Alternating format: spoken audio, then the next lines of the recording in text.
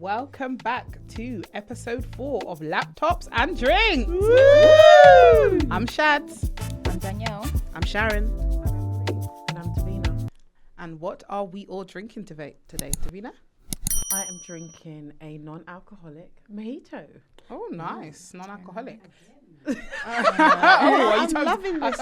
Again. Guys, next time I think we need to start drinking again. Well, I'll tell you what, when everybody starts drinking, I'll have a drink. Really? Yeah, right. Yeah. One All sip. right. You'll see Yeah. I have one sip through the whole episode. I'll have 4 sips. Challenge me. Well, I'm back on that juice. I've got a passion fruit martini. Very nice. Today I am drinking a ginger beer, but next time I will be drinking 100%. Today I'm drinking hibiscus and lemonade, and next time I will be drinking. I'll put a bit of rum. There we go, I'm Sharon. gonna put a bit of rum in that. Oh, we'll take next episode. Interesting. And I'm drinking gin. I have got rhubarb and ginger. Oh, Oh, that nice. sounds nice. Very nice. So before we get into episode 4, remember we are on YouTube. Comment, like, subscribe and share. And we are on all social media platforms. Who's kicking us off today? It's me today. How lucky are you guys? Very lucky. I know this is just a bit of a continuation from last week's episode, so with the International Women's Day. So I think it'll be a good time to reflect how far we've come as women, but also to celebrate, I think, the endless possibilities that we now have, like in personal freedom, self-expression, beauty. Like I understand in terms of my experience with women may be different to you guys due to generation, but I think we have access to way more. I'm going to assume, I don't know if you guys agree, access to way more, and also things that we prioritize as well in terms of things like self-care. Like we can actually sit there and be like, okay, well, I want to do this for myself. But I think, Anne-Marie, you have something to talk to us about self-care. I wanted to talk about self-care because I think self-care means different things to different people. Yeah. And I just wanted to kind of ask all of you, what would you do in terms of self-care? And then we can go into a little bit more detail about it. So just generally, when I say self-care, what conjures up for you? What are the words? What do you do? Pamper time. Yeah. Rest. Quiet time. Get my eyelashes done. Yeah. I definitely think it's between pampering, between having rest. I definitely like quiet time. I'm like that. I like my own time. But also like holidaying, that's your time. Like it can look different ways, spa days. It can, definitely. So when I was doing a bit of research, there was a lady by the name of Jennifer, I think her name is Who, I think you might pronounce it. So she was kind of talking a little bit about what you all kind of described, but just looking at it holistically. So she was kind of talking about, not just talking about like retail therapy, spas, the pampering stuff, but she was kind of looking at what would you do, in terms of professionally, spiritually, physically, and kind of looking at the whole person rather than, it's more about looking at the glass half full. And kind of, we pour into a lot of people. And I think, we were kind of talking about Mothering Sunday and, international, we do a lot for others. What would you do But for what do you do for ourselves? yourself? Because yes, you might have that spare couple of moments, whether it be, as I said, the spa day or, just some time for yourself. But I gave you all a bit of homework. And I hope you've all been able to do it. So it was the Olga Felix wheel. So it was kind of looking at different domains. So I kind of talked about looking at, education, looking at psychological, spiritual. And I just wanted you to kind of, you don't have to talk about all the domains, but what were maybe the 2 that came, that that kind of sprung out for you in terms of what you'd like to take forward, really, that you don't do now? That we don't do. Yeah. And that you'd like, and then we can kind of look at what you, you can say what you actually do versus what you would like to do more of next time. What I don't do is go to the gym. Okay. Okay. What I would like to do is go to the gym. So anyone who knows me knows that my January 1st starts next week Monday. But they always say it's not good to start on January the 1st. Well, this is it. I think New for Year's fitness, for movement, when you kind of talk about that, I want to do more movement, which I don't do. But definitely when you spoke about things like spiritually, how you pour into yourself, for me, that's like praise and worship because that fills me up. Like I know when if I'm in a certain space and I just go straight into praise and worship, I feel like that's my own time. I feel like when I'm just privately secluded in my secret place, if you want to call it that, and just doing that, that is a way of me taking care of myself and filling up my cup spiritually. And also, you said psychological was one, isn't it? And I think I think reading, exploring new things, and actually, we went to a Candice Braithwaite. We went to her book launch, and I hadn't actually used it yet, but it's and I was waiting for a time, and the time is now. So I think that is still a part of me pouring into myself. Yeah. And it's not the usual, you know, because what you're talking about is something that you can do that's different, but it's personal to you. Yeah. Which is good. What about you, Davina? I think spiritually. I think spiritually and physically.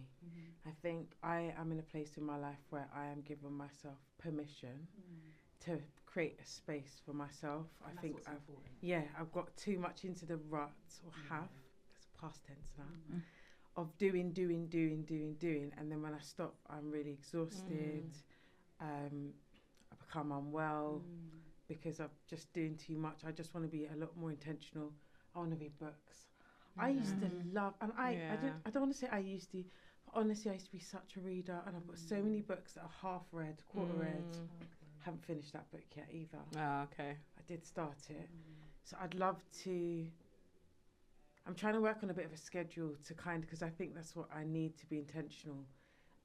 Not to kind of box myself in, but to make sure that the time's there in the week on different days to kind of sit, read a book, go for a walk. As soon as this weather's changing now, I want to get outdoors. I want to connect with nature and do stuff. And I think that nature stuff is like spiritual for me, but it's also physiological, like physical as well. It is. Like it keeps your body moving. It will, all of that good stuff. So that sounds good. I think I realised just from the will that even though I do a lot of the physical part of self-care, and I didn't realise how much I neglect the other parts. It's like I didn't see it as a whole holistic thing. I'm thinking, okay, go get my nails done, go get my eyelashes done. I feel good, but I guess it's just in that moment when there could be so much more I can do in self-care. But yeah, I think that was my main reflection on it.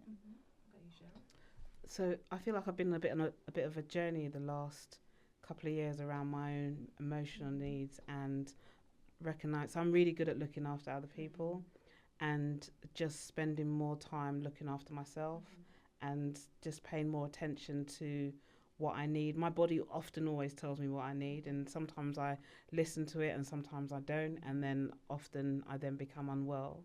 So just kind of putting myself in situations where it's less stressful, it's more enjoyable, more fun, more light, and I've realised that I need to just make more space and time for just downtime, so where it's just quiet, where there's just no noise, where there's no distractions from a phone or a laptop or a TV, and just kind of have quiet time. So I used to do a lot of mindful practice a few years ago, and I really enjoyed that. So that's something I would like to kind of go back into, because it's really sets you up for the day. It does, Yeah. definitely. What about you? I think for me it was the spiritual bit that I don't do a lot of. I was going to church regularly at one point, as you do, fall out with God, you know, when things get a bit hard and stuff, and reconnected. So I think that's something that I want to get back into again, and it's not necessarily going to church. It could be just being able to just be at one with myself, and also just having that time. And I think also for me it was about the physical, in the sense of walking. I do like walking, but sometimes with work and the busyness, everything just is a standstill. It's like, and you becoming, I think also as well, I kind of feel sometimes it's monotonous, and it just becomes like you're on this treadmill. You get up, you go to work, you might go shopping. Same old routine, it's the same routine. Yeah. And I think I need to have a bit of a shift in terms of what I need for my own well-being. So I think the will kind of really helped me to reflect and look at what's actually going to help me. Because I'm good at telling others what needs to be done.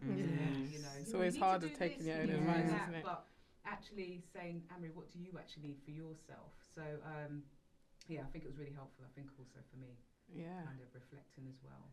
Even thinking about what you need, that's a question, because a lot of people don't even know, like, don't even have the moment, the time to really just sit down and pause and be like, what do I need? Do you know what I mean? Because I think when I was reading the article, it was about if you don't have enough for yourself, You How can't can you- give. How can you do for others? Yeah.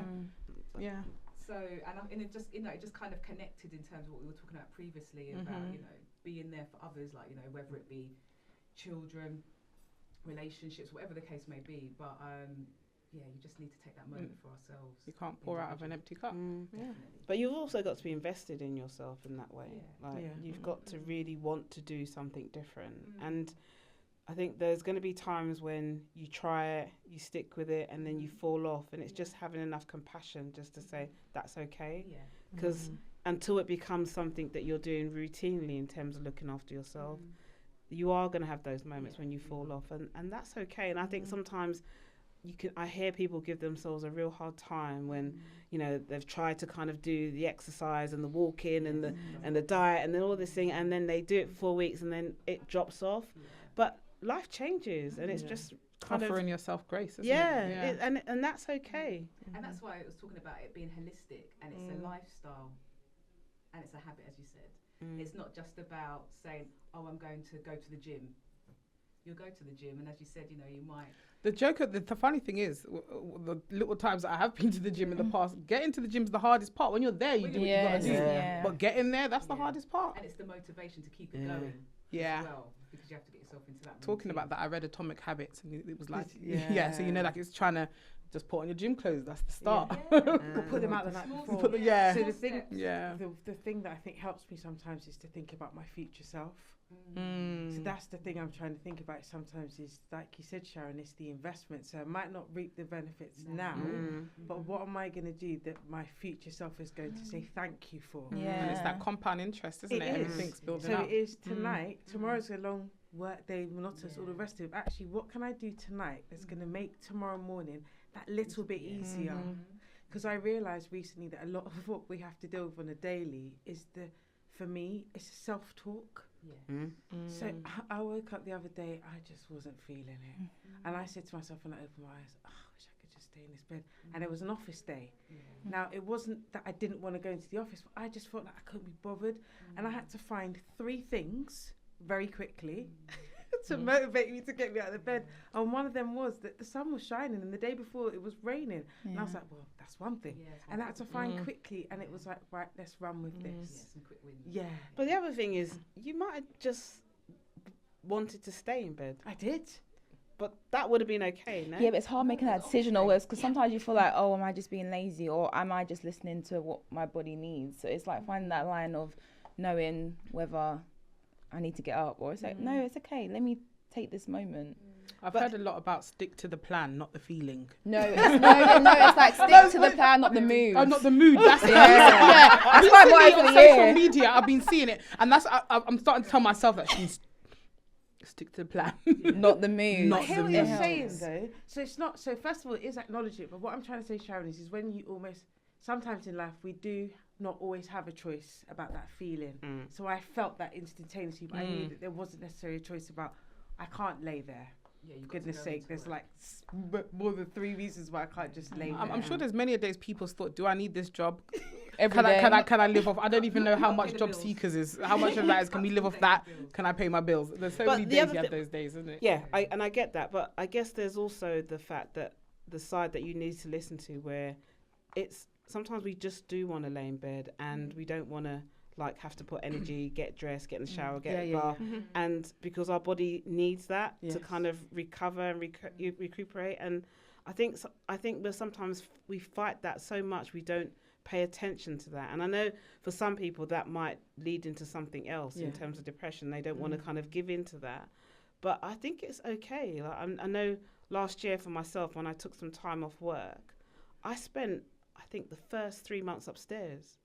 And I came down, I got up and I did I needed to do, got my son to school. But actually a lot of the time I found myself, I wanted to go back upstairs, and I watched Flash. Like I must have watched the whole season, like I think 1, 2 and 3 and 4. And then I came downstairs and I was like, okay, my body got what it was needed. And And I it's was true in though, a, innit? I was 'Cause in a if you fortunate don't position. I listen- was able to do that. Yeah. But I was also, I think sometimes it's so easy to listen to the things that you should be doing. rather than what your body's telling you. Yeah. And what happens sometimes, actually thinking about that, is because it's happened to me before when I could start to feel myself getting well, not taking the rest, and just keep pushing through. And in the long run, I was off longer, or it took me longer to recuperate than had if that 2 or 3 weeks earlier I just thought, you know what, I'm taking this day and rest today. Yeah. So I think it is listening. I think for me, when I made that statement, it was more about the morning and kind of how I want to start the day. As in it being tough, like sometimes thinking, and how am I motivating myself to kind of get over that hurdle, but still listening, but in that moment not being able to lie there. I've heard some people like when they sometimes want to get up in the mornings and it's difficult, especially in the winter mornings when it's really dark, they have a favourite song that they play and they turn that favourite song, and it's usually and whatever your favourite song will be, but something that gets you up, gets you up out of the bed, gets you moving. And I was listening to a podcast and this woman used to talk about that she used to play her favourite song each morning. I was like, doesn't that not just does it still become your favourite if you play it each morning? But she said it just helped her to get out of the bed and just get things done in the way that she needed to get done. And I was like, actually, that's not a bad thing. And then sometimes when I'd be driving to work and I'd be sitting in traffic, I would play my favourite song. I was like, this traffic's not feeling so bad. Even on the way here, I was like, I'm tired. So I'd play some songs. And the way I was singing and dancing, I was like, maybe I'm a little bit happy. I was like, this was a great time. So sometimes you really do need those extras. So not to change the topic a little bit, but I think, as I said earlier, in terms of self-care for me, it is a lot of that physical stuff. And I feel like, well, especially like my generation now, things like beauty, it is such a big thing. I would say, sorry if you're in my generation, you don't think like that, but I do. How I look is really important to me. And I think just seeing the evolution of the beauty standards. So I looked at something and it's like, for my generation, I don't necessarily agree with all of things, but in terms of things like natural look is what is the beauty standard these days. They say body positivity, which I do agree with. I think things like runways now, you see a lot more plus size models than you used to before. And especially people with disabilities, you'll see on the runways. So I think in your guys' generation, what would you say the beauty standards were? Mine's not far behind yours. Okay. I was wondering when that was going to come. Because she could hold it for those that don't know, I'm Gen Z. So what is your generation? I don't know what am I. Am I Gen X? I don't know. I don't know what I am. I don't know what I think I'm Gen. When does Gen Z start? 90. I think I'm 1998. So I'm the one. Or 97. I'm the one before that. What's the one before Gen Z? Boomers? No, not boomers. Oh, sorry. That's my mum. You like Hello. My mum's the boomers. I don't know. I'm not sure actually. Isn't it Gen X? We'll go with that one. I don't know, but I'm pretty young. Okay. Yeah. So okay, what would you say for the Gen Xers? Do you know the thing about it is, well, whatever gen I am, I think beauty standards, yes, they've definitely evolved and they've definitely changed. Because I was of the era where people just started to know about threading eyebrows. So people never really threaded their eyebrows. I remember being in school and it becoming a thing. Like, Was it more plucking? No, it was wax. Well, I don't know if people used to wax it. I'm talking about the thread with the thread. Because in school, that when I was in secondary school, that more became a thing about kind of shaping your eyebrows, and stuff like that.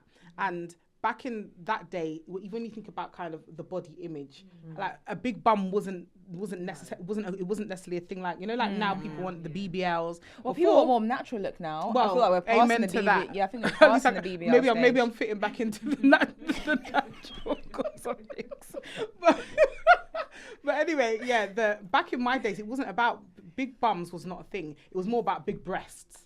So it was more of the, you know, like people maybe have had like Pamela Anderson, for example, and they would see her with big breasts. But in my like school days, like secondary school, they wasn't really, the body image is different to what the body image is now in regards to BBLs and all that sort of stuff. But beauty wise, I don't think like Botox and that was around, but it wasn't really like as common as Botox. Yeah. It wasn't easily accessed. And it wasn't easily accessible, no. And the most you do, getting your eyebrows shaped, you was the girl. Hello? Yeah. No, I think things like Botox now and fillers, it's so easy accessible, but I think it's people change their mindset on it. It's not something to completely change your face. It's like you do these things as Enhancements. little enhancements, like little tweaks. They're not, and I think I was speaking to you guys about this earlier. In terms of Botox now, they say it's preventative measure. Like you should get it when you're younger. I'm not sure about that though, because even there's someone who told me they have Botox recently, and they're still in their 20s, and I was like, yeah, you're supposed to get it when you're young. Yeah, but preventative. Then what happens when you become 60? You won't have them because you were getting Botox from young. So but does that mean you can my stop? mum's never had Botox. Stop- Have you stop. seen You her can skin? stop them. I think so. I didn't say so. Even my mum, she said I could say this by the way. My mum gets Botox, but she was even saying like this is going a little bit off topic, but she was even saying like the access like women have now to things. It's like let's say a woman aged 50, they don't look their age, and it's not They're even looking young. and not even necessarily because there's some that are taking it too far, but they're looking so much more younger. And it's just like you can hang on. I shouldn't say hang on to youth. How do I say this? Anyway, yeah, you can like. You can look youthful.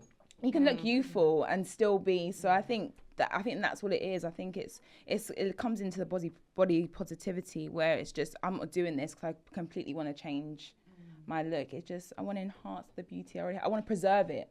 That's literally For it. me, it just when you see a young person and it's like they're 40. They can't. They look shocked. They look shocked to see you. Every time. Every time. They've But lost I think their facial I expression, think people right? do it too much, but it is a preventative Facial measure. expressions. I want to know you're frowning. I want to know that you're upset. I want no wrinkles though, so But why? if I got to be Isn't shocked that for that. But your body, like It's getting older. how you look might be preventative, but how you feel is going to be very different in Yeah. terms of you. Well, and also Yeah. I'm Yeah, just that's thinking true. like you. Yeah. Well, it's not even just the looking. Like you're going to get old, right? And some of the stuff that comes with age you can't see, in terms of your Yes. physical Yeah. pain, and that might be your way of just kind of making peace with getting old. But I don't know. I feel Sometimes it looks strange. Like you'll have the Botox, in the face and stuff, but then the neck. The And blood. the That's hands. what I was about to say. Yeah, but that's why you got to look after everything. You got to be making sure you're moisturising your hands. Yeah, they're not thinking about the bigger picture. You got to think about the whole holistic for self care. You got to think holistically about your beauty. Yeah, you have to. Otherwise, I that's do what believe happens. in some enhancements though. I do think some things can just like, for example, not right now, so don't zoom into my eyebrows. But I had my eyebrows microbladed before. Yeah. No, I would definitely do it again. 100%, because I've got very faint eyebrow hair and I got it microbladed. I loved it. It's only because I let it grow out. I will be doing it again. And something like that, people would say that's an enhancement, then, isn't it? Because it's not my natural eyebrow, and I'm down for that. Maybe. But you see, when you start off with one area of your body, your face, do you get then hungry to want to do something else? Look at this face. Hello, it was only my eyebrows that was the problem. No, I would say I'm just gonna look left. Yeah? I would say yes in a Zoom in. way because I Is it think like tattoos? You get one tattoo, then you want more. I think so. 'Cause I would say I've got a lip filler before, and then I was like, okay, then what next? You've done one thing, and the same I've said this before. Like I'm sometimes bored of my face. Like let me change it up. Not to say I don't like it. I've heard people say stuff. Yeah, because I see it every day. Sometimes you want to change it up a little bit. No, but you're Yeah, gonna no, see it and I every love day. it, and nothing's wrong with my face. That's but sometimes real just though. if I have the capacity to tweak something and change it, then why not? It's different mindset, isn't it? I wouldn't even say it's necessarily affordable. It's just you have access. It's in your accessible. face. It's so accessible. Because you have salons that do It's it now, isn't it? definitely It's not affordable. like Yeah. it's not Nail salon. surgeons. Yeah. It's Yeah. not To surgeons. have it or not have it. And it's definitely Because- affordable. But then the point I is, wouldn't want to have is it a it. slippery slope that once you dabble, You're gonna keep because I know that I'm talking about, because the thing is obviously it borders, like some people have gone too far. extreme yeah. with it. The thing is do they see themselves as we see themselves? It's that kind of line about body dysmorphia in a way where how you feel and how you, when I look in the mirror and I see myself, do you look at me and see the same thing? I don't think we do. And so what happens when you see something different? And then also it's that point about how you feel as well. So it can potentially, you think, oh, that looks really good, I like that, so if I just did a little bit more there, and then you have it, and then it just goes the totally opposite way, and you think to yourself, why did that surgeon not tell you? Yeah, we can't Well, talk to they're those getting people. money. Isn't it dependent on the person though? And I'm not, and dependent on some things could be dependent on things they've experienced, life experience, for example. You have people who, for example, have nose jobs because maybe they was bullied for what their nose looked like when they was younger. Some people may be using it to fill voids. This is going a bit more deeper in that sort of sense. And there's others who just literally see it as part of just maintenance. Like, just maintenance. Like I do my nails, and to be honest, for me, I do my nails because that's my time. That's how I see it. That's my time. When I go to sit down in the nail salon, my nail tech Daisy, big up you, Daisy. But I'm sure Daisy's got big up before you. Good conversation, and it's just my time. Like no interruptions. I'm not mummy. I'm not whoever I'm at work. I'm not in any other role. I'm just me. But I do think it's an addiction, though. I do. I think once you start with one area, then you're curious about another area, and then it kind of builds on. And I also think there's something about affordability, because actually, probably, when I was about 18, those things seemed like not at your fingertips. You wouldn't be able to kind of afford that. It was something that celebrities did and something that people with money did. Whereas now, you can walk. At least one shop on the high street will be able to kind of be able to access it. So I think affordability is different. Credit options. Blood going to debt for it. Imagine. Yeah. People die from these things. Yeah. I do think people should have the choice, though. I think people should have the choice that if it's what they want to do and it's their body. Yeah, do what makes you happy. I mean, they're always that's always the first point. The choice is yours. Yeah, and I do what think makes you happy. If it's available in the way it is now, another 5 years, it's going to be ridiculously, because I won't say the next thing I was going to say. I won't say the next thing. Yeah, but what I'm just saying is that people can access things in a very different way and can afford it in a very different way. So it makes, when people have got choices, they will want to see what they can do. And, if that's the thing that you want to do to kind of enhance or preventative work, that's it. It's also about people's confidence as well. Like sometimes you might have, I don't know, someone that's losing their hair. Here you go to hair Turkey. transplant. Or, they might have had an accident and, like maybe with their teeth or whatever, they want to go abroad to get it done. So I suppose in that aspect, I can understand why. But I just think sometimes, when it goes to the other extreme. And there's a spectrum, isn't it? Yeah, and I suppose I know what Dan was saying about the preventative side of it, but I just think to myself, when does that stop?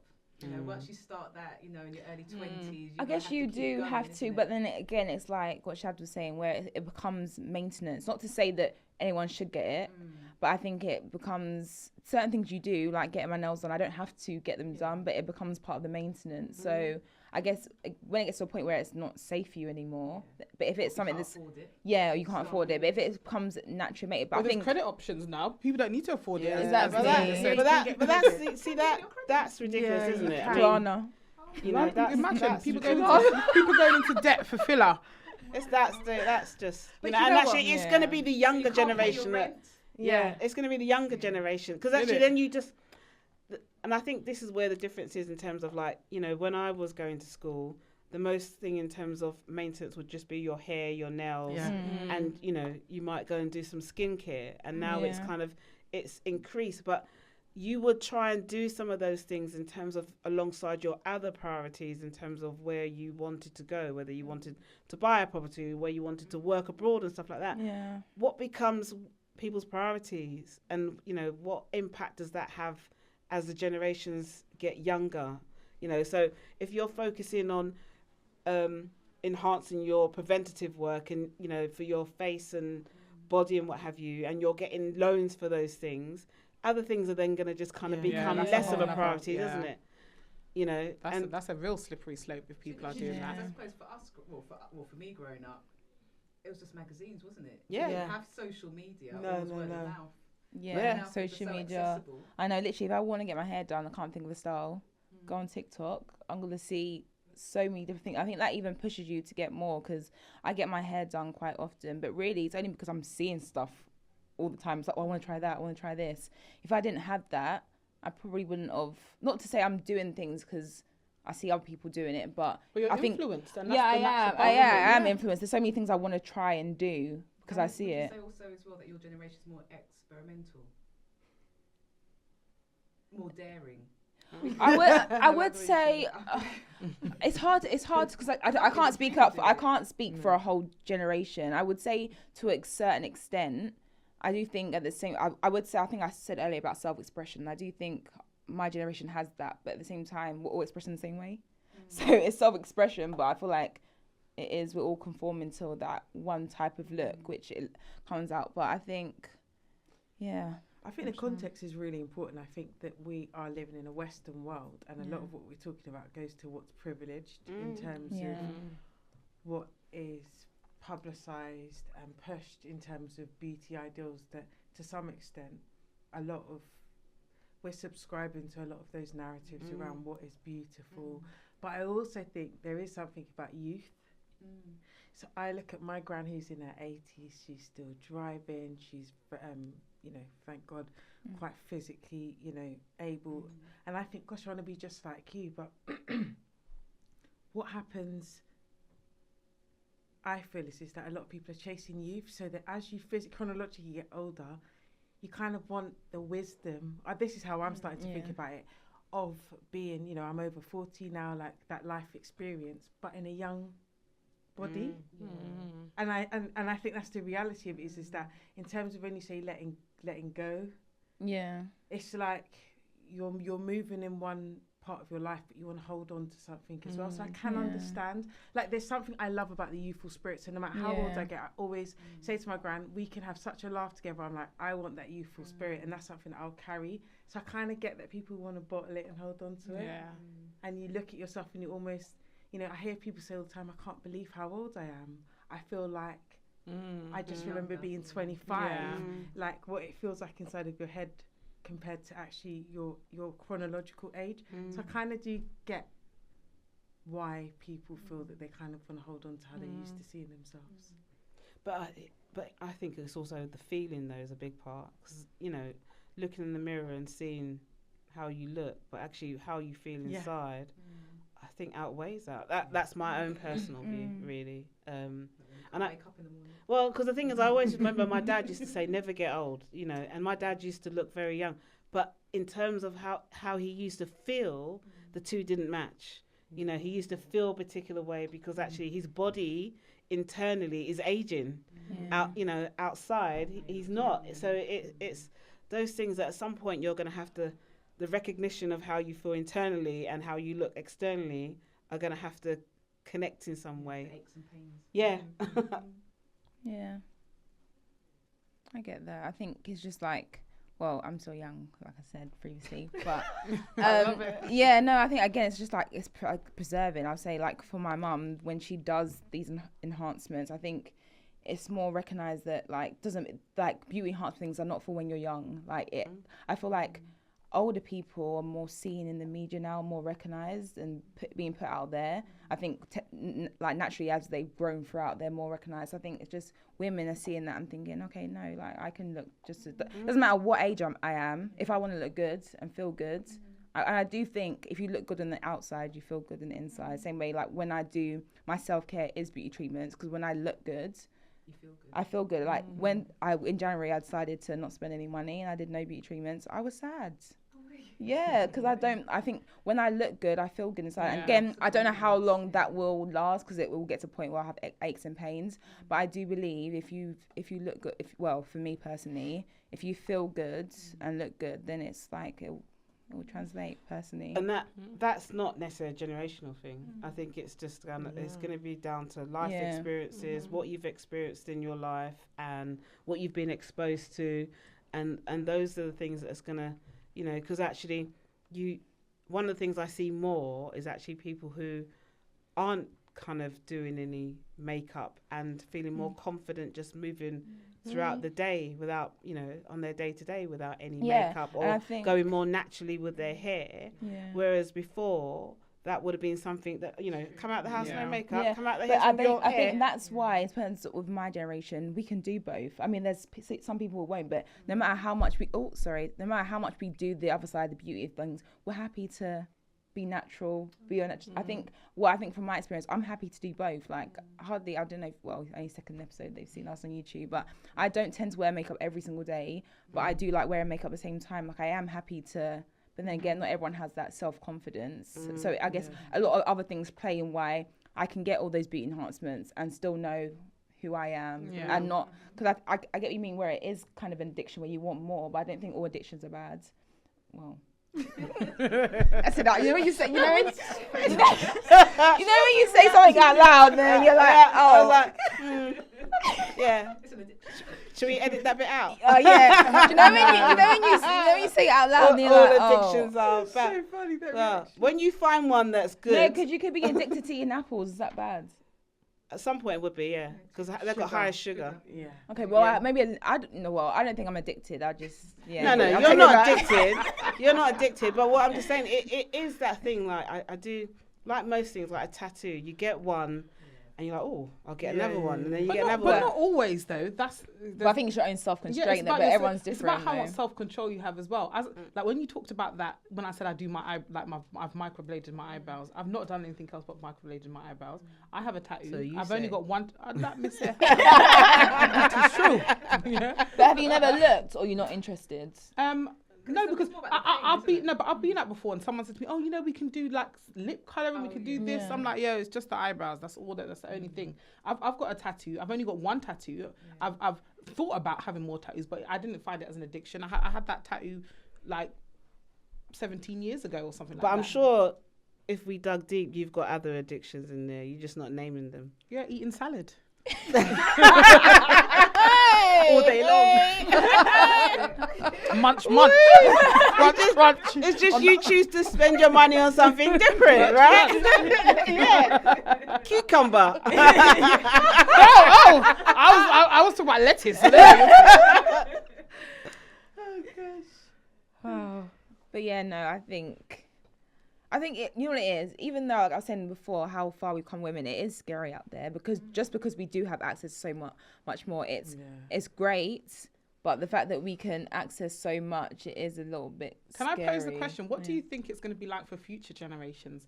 So those who are 15, 13, 10, 8 now, thinking about the younger girls, and kind of understand, and as you said, that it's more accessible in regards to kind of body enhancements and things like that, and it's probably on TV more, social media more, all those sort of things. What do we think it's going to be like in 5, 10, 15, 20 years? I think their childhood's going to be very different. I think it already is different. Yeah, I think they. I mean, this is just my view. I'm not speaking. I just think that the priorities and focus will be moved away.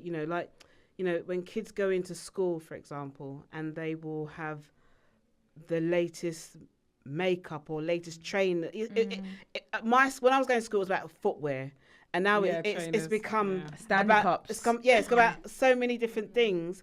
But and that seems to be okay in secondary school. But when you start seeing it happening in primary school, and then the peer pressure that comes from that, and then the bullying that comes from that, it just will mean that confidence and resilience for children growing up is going to look very different.